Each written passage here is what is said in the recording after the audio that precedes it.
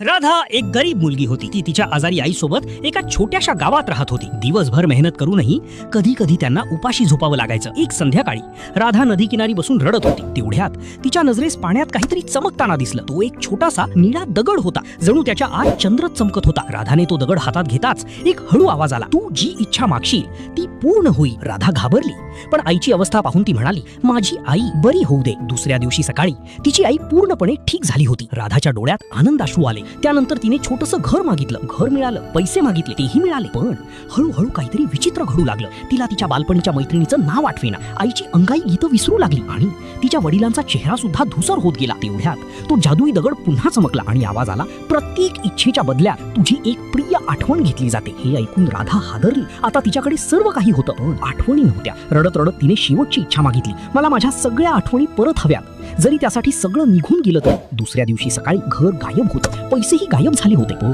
आईच्या मांडीवर डोकं ठेवताच तिला पुन्हा ती जुनी अंगाई आठवली. तेव्हा राधा हलकच हसली, कारण तिला समजलं होतं पैसे पुन्हा कमवता येतात, पण आठवणी कधीच परत विकत मिळत नाहीत. आठवण म्हणून व्हिडिओला एक लाईक करा.